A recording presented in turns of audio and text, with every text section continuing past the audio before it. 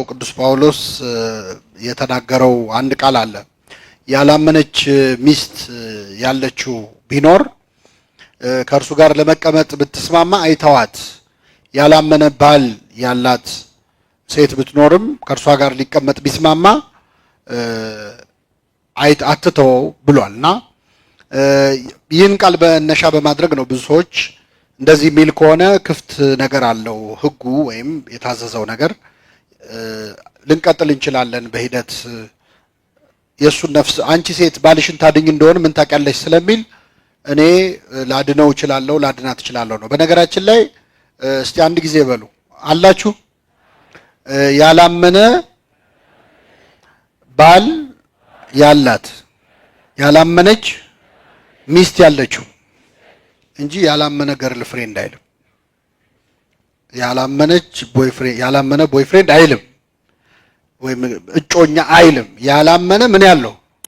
ስለዚህ ሚስት ያለው ባል ያላት ካለ ኦሬዲ ምን ብለዋል ማለት ስለተጋቡ ሰዎች ነው ህጉ የሚያወራው ማለት ነው።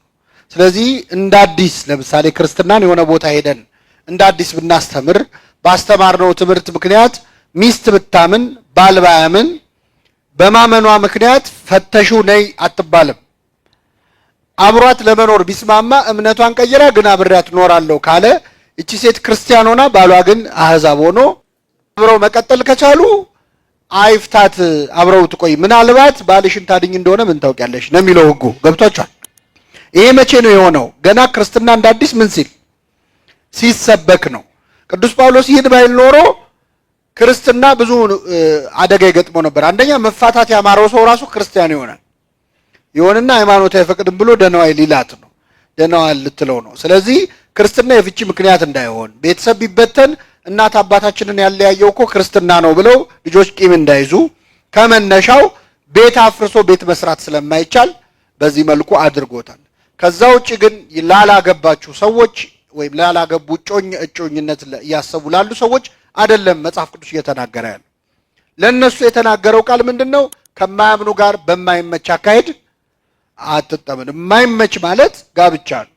ለምን ስለ ጋብቻ ነው መመቸት የሚለው ቃል መጀመሪያ መጽሐፍ ቅዱስ ላይ የተጻፈው።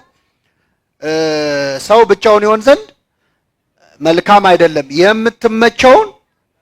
የምትመቸውን ረዳት እንፍጠርለትና በማይመች አካሄድ አትጠመዱ ይላል። ስለዚህ ጋብቻ ላይ መጽሐፍ ቅዱስ በግልጽ ያስቀመጠው ነገር ለተጋቡ ሰዎች ነው።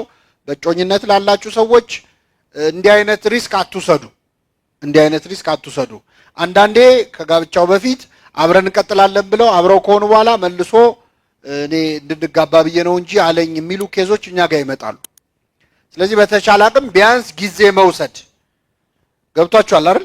የሰርግ ቀን ቆርጦ አይደለም ክርስትና ማስነሳት።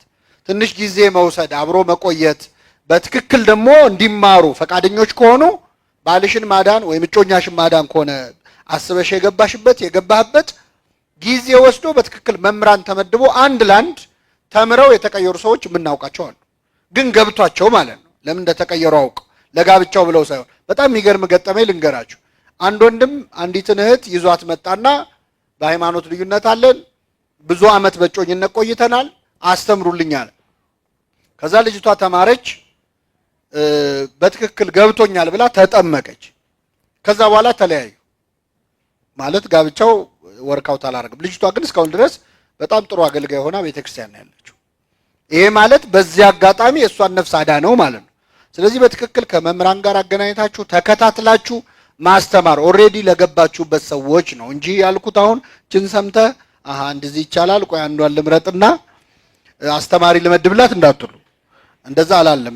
ለተጀመሩ የሆነ አንድ ፍሎር ሁለት ፍሎር እንደዚህ እንደ መቄዶንያ ህንጻ ማለት ላይ ላሉ ኬዞች ነው እንጂ ላልታሰቡ ግን ኦርቶዶክሳውያን እንግዲህ እስካሁን ማጆሪቲ ነው ምንለው አይደለም።